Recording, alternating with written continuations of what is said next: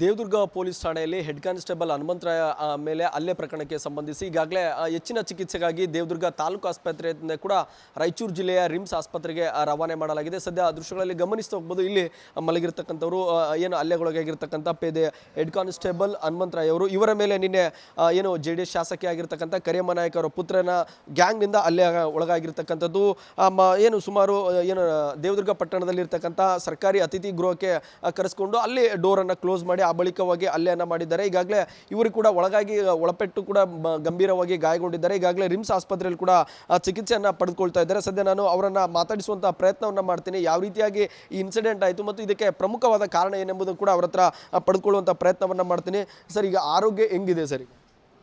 ಆರೋಗ್ಯ ಏನಿಲ್ಲ, ಸ್ವಲ್ಪ ತಲೆ ದಿಮ್ಮಿದೆ, ಪಕ್ಕಿ ಇದರಲ್ಲಿ ಫುಲ್ ಪೇನ್ ಆಗ್ತಾಯಿದೆ ಸರ್. ಬ್ಯಾಕ್ ಪೇನಲ್ಲಿ ಜಾಸ್ತಿ ಇದೆ. ಏನಂತೇಳಿ ನಿಮ್ಮನ್ನು IB ಸರ್ಕಾರಿ ಅತಿಥಿ ಗೃಹಕ್ಕೆ ಕರೆಸ್ಕೊಂಡ್ರು? ಸ್ವಲ್ಪ ಕೆಲಸ ಇದೆ, ಬರೀ ಸರ್ ಮಾತಾಡೋಣ 5 ನಿಮಿಷ ಅಂದ್ರೆ ನಾನು ಬರಲ್ಲ ಸರ್. ಅದನ್ನು ಅವ್ರ MLA ಪುತ್ರ ಅವರು ಫೋನ್ ಮಾಡಿದ್ವಿ, ಇಲ್ಲ ಬಾಪ ಒಂದು 5 ನಿಮಿಷ ಬಾ ನನ್ನ ಸಲ ಅಂದ್ರೆ ಅವ್ರು ನಂಬ್ಕೊಂಡು ಹೋದೆ ಸರ್. ಅಷ್ಟೇ, ಅಲ್ಲಿ ಈ ರೀತಿ ಘಟನೆ ಆಯ್ತಂತ ಗೊತ್ತಾಗಲಿಲ್ಲ. ಯಾರ್ಯಾರಿದ್ರು ಸರ್ ಅವಾಗ ನೀವು ಹೋದಂಥ ಸಂದರ್ಭದಲ್ಲಿ? ಯಾರಿದ್ರು? ಏನು ಡೋರ್ ಯಾವ ಥರ ಕ್ಲೋಸ್ ಮಾಡಿದ್ರಾ? ಏನು ಏನು ಸರ್, ಅವರು ಒಳಗಡೆ ಹಾಲ್ ಒಂದಿದೆ ಸರ್, ಒಳಗಡೆ ಒಂದು ರೂಮ್ ಐತೆ, ಹಾಲಲ್ಲಿ ಕುಂದಿರ್ತಾರಂತ ನಾ ಮಾಡಿದೆ. ಅವ್ರು ಒಳಗಡೆ ಕರ್ಕೊಂಡು ಹೋದ್ರು ಸರ್. ಅದರಲ್ಲಿ ಆಲ್ರೆಡಿ ಒಂದು 20 ಜನ ಇದ್ದಾರೆ ಸರ್. ಸುಮಾರು 20 ಜನ ಇದ್ದಾರೆ ಸರ್. ಒಂದು MLA ತಮ್ಮ ಅಂತೇಳಿ ಅವರು ಯಾರೆಡ್ಡಿ ಅಂತೇಳಿ ಅವ್ರ ಹೆಸರು, ಇನ್ನೊಬ್ಬ ಮಲ್ಲಪ್ಪ ಅಂತೇಳಿ. ಇನ್ನೂ ಮಾತಾಡೋಕೆ ಕುಂತಿಲ್ಲ ಸರ್. ಹೋಗಿ ಎಂಟ್ರಿ ಆಗಿಲ್ಲ ಸರ್. ಬಾಗಿಲು ಲಾಕ್ ಹಾಕಿಬಿಟ್ರು, ಲೈಟ್ ಬಂದ್ ಮಾಡಿದ್ರು ಫಸ್ಟಿಗೆ, ಮತ್ತೆ ಲೈಟ್ ಆನ್ ಮಾಡಿದರು. ಕುಂತ್ಕಂತ ಹೇಳಿದ್ರು, ಕುಂದ್ರಿ ಸರ್. ಕುಂತು ಇಂದ ನಾನು ಏನು ಮಾತಾಡ್ಬೇಕಂತ, ಏನು ಹಣ ಕರೆಸಿದ್ರಿ ಅಂತೇಳಿ ಮಾತಾಡ್ಬೇಕಂದಷ್ಟೇ. ಏನು ಸುಳೆ ಮಕ್ಕಳಿಗೆ ನಿಮ್ಮ ಪೊಲೀಸ್ ಸುಳಂಗೆ ಭಾಳ ಆಗ್ಯದಲ್ಲ, ಒಬ್ಬ ಸುಳಂಗೆ ಮಾತು ಕೇಳೋಲ್ಲ ಅಂತೇಳಿ ಅವು ಹೊಡೆದ ಸರ್. ಈ ಸಾಕು ಹೊಡಿ ಪೊಲೀಸ್ ಇದ್ನಪ್ಪ, ಹಂಗೆ ಹೊಡೆದ್ರೆ ಹೆಂಗಂದ್ರೆ ಸುಳೆ ಮಕ್ಕಳು ನಿಮ್ಮದು ಭಾಳ ಆಗ್ಯದ ತಡ್ರಿಲ್ಲ ಅಂತ ಹೊಡಿತಾರೆ ಸರ್. ಒಬ್ಬನ ಲೈಟ್ ಬಂದ್ ಮಾಡಿಬಿಟ್ರು ಸರ್. ಲೈಟ್ ಬಂದ್ ಮಾಡಿ ಎಲ್ಲರೂ ಹೊಡೆದ್ರು ಸರ್. ಯಾರು ಬಿಡಿಸೋರಲ್ಲಿ ಫೋನ್ ಕಿತ್ತಿ ಹಾಕಿಬಿಟ್ರು.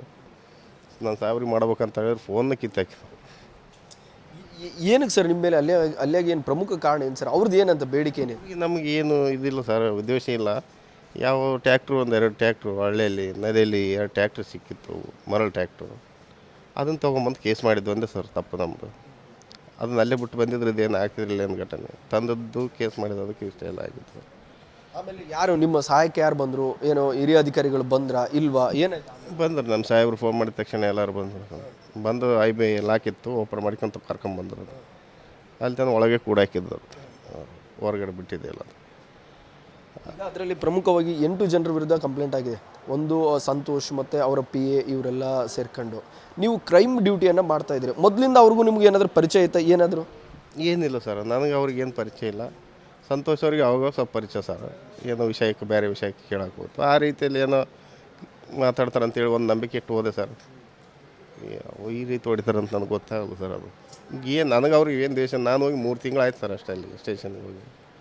ನನಗೇನು ಅಷ್ಟು ಸಂಪರ್ಕ ಇಲ್ಲ ಸರ್ ಜನಸಂಪರ್ಕಲ್ಲಿ. ಅವ್ರ ಮಾತು ಏನು ಕರಿತಾರಲ್ಲ MLA ಪುತ್ರ ಅಂತೇಳಿ ಒಂದೇ ಮಾತಿಗೆ ಹೋದೆ ಸರ್. ಬೇರೆದವರು MLA ಯಾರು PA ಅವರು ಫೋನ್ ಮಾಡಿದ್ರೆ ನಾನು ಬರಲ್ಲ ಅಂತ ಹೇಳಿದೆ. ಆಮೇಲೆ ಇವ್ರ ಕಡೆಯಿಂದ ಫೋನ್ ಮಾಡಿ ಸರ್ ಹೋದೆ ಸರ್ ಅಷ್ಟೇ. ಈಗ ಜನರಿಗೆ ರಕ್ಷಣೆ ಕೊಡಬೇಕಾದಂಥ ಪೊಲೀಸರ ಮೇಲೇ ಈ ರೀತಿ ಹಲ್ಲೆಗಳಾಗ್ತಂಥ ಸಂದರ್ಭದಲ್ಲಿ ಜನರು ಯಾರ ಮೇಲೆ ನಂಬಿಕೆ ಇಡಬೇಕು? ಈ ಥರ ನೀವೇ ಹಿಂಗಾದಾಗ ಆತ್ಮಸ್ಥೈರ್ಯ ಕುಗ್ಗಲ್ವಾ ಅಂತ? ಏನು ಸರ್, ಆ ಥರ ಹೊಡೆದ್ರೆ ಆತ್ಮಸ್ಥೈರ್ಯ ಯಾರಿಗೆ ಧೈರ್ಯ ಬರುತ್ತೆ ಹೇಳ್ರಿ?